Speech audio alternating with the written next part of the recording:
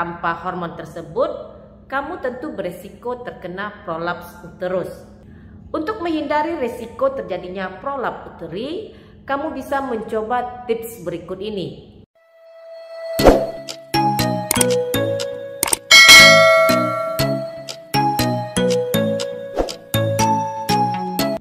Assalamualaikum warahmatullahi wabarakatuh.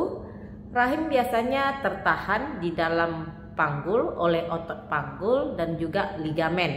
Jika otot atau ligamen ini meregang atau melemah, maka otot dan ligamen tersebut tidak mampu lagi untuk menopang rahim, sehingga menyebabkan rahim menjadi prolaps.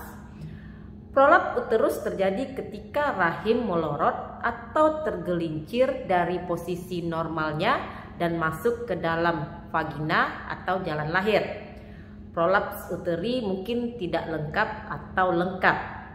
Prolaps tidak lengkap ini terjadi ketika rahim hanya melorot sebagian ke dalam vagina, dan hal ini akan menimbulkan benjolan atau tonjolan. Sementara kalau prolaps total ini terjadi ketika rahim ini turun terlalu jauh sehingga beberapa jaringan dari uterus akan menonjol keluar dari vagina. Usia dan hilangnya hormon estrogen secara alami juga dapat melemahkan otot dan juga ligamen yang menyangga bagian uterus. Hormon estrogen sangat membantu untuk menjaga otot panggul tetap kuat.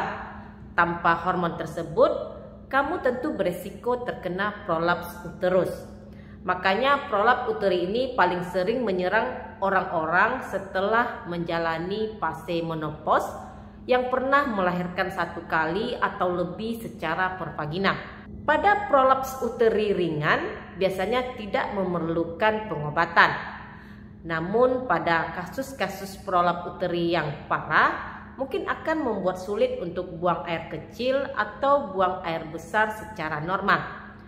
Kamu akan merasa kandung kemih tidak kosong sepenuhnya saat buang air kecil dan bisa mengalami inkontinensia urin atau urin keluar dengan sendirinya, tidak bisa ditahan, atau malah mengalami kesulitan buang air besar dan perlu melakukan penekanan pada area vagina dengan jari untuk membantu buang air besar. Dan tentunya dapat melihat atau merasakan jaringan uterus menonjol keluar dari area vagina. Nyeri saat berhubungan seksual, kemudian mengalami nyeri panggul, perut dan juga punggung bagian bawah. Gejala ini akan muncul secara bertahap seiring dengan perkembangan daripada prolaps. Namun banyak pasien yang tidak menunjukkan gejala sama sekali pada tahap awal prolaps uteri. Seperti yang sudah saya jelaskan di awal, bahwa prolaps uteri ini terjadi akibat melemahnya otot panggul dan juga ligamen yang menjaga bagian uterus. Beberapa penyebab melemahnya otot dan juga jaringan dari panggul ini bisa karena pernah mengalami persalinan pervaginam. Kemudian usia saat melahirkan anak pertama ini sudah berusia tua. Karena wanita yang lebih tua ini berisiko tinggi mengalami cedera dasar panggul dibandingkan dengan wanita yang lebih muda. Atau mengalami kesulitan dalam proses melahirkan dengan bayi yang besar, memiliki kelebihan berat badan, lalu karena sudah menopause sehingga kadar hormon estrogennya sudah menurun. Bisa karena mengalami sembelit kronis atau mengedan kuat saat buang air besar, menderita batuk kronis, dan selalu melakukan aktivitas mengangkat beban yang berat secara berulang-ulang.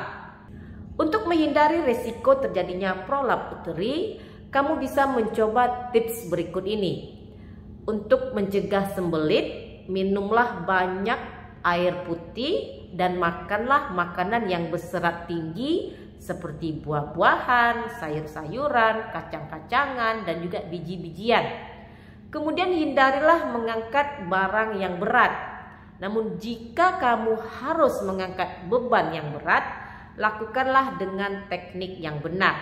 Pengangkatan yang benar ini adalah menggunakan kaki bukan menggunakan pinggang atau punggung. Lalu kendalikanlah batuk. Jika kamu mengalami batuk, maka obatilah secepatnya, jangan dibiarkan berlarut-larut. Dan tentunya hindarilah untuk aktivitas merokok. Kemudian hindarilah penambahan berat badan. Temuilah pakarnya untuk mendapatkan saran tentang cara menurunkan berat badan jika perlu. Lantas bagaimana pengobatan jika ternyata sudah terdiagnosa mengalami prolaps uteri? Ada beberapa pilihan pengobatan secara bedah dan juga non bedah. Dokter akan memilih pengobatan berdasarkan tingkat keparahan prolaps, status kesehatan penderita, usia, dan apakah masih ingin memiliki anak lagi di masa depan atau tidak. Pilihan pengobatan dibagi menjadi pilihan non bedah dan juga bedah. Pada pilihan non bedah bisa dilakukan dengan melakukan latihan khusus yang disebut dengan senam Kegel. Kemudian menggunakan alat pencegah kehamilan yang dipasang di bagian bawah mulut rahim. Dan tentunya menjaga pola hidup sehat.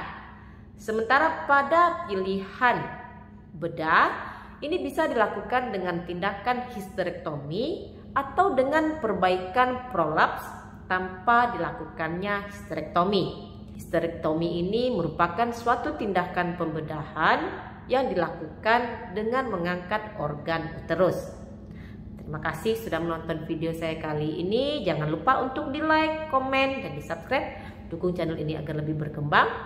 Terima kasih. Sampai jumpa di video saya berikutnya bersama saya Devi Febriani, perawat kamar bedah. Stay healthy. Assalamualaikum.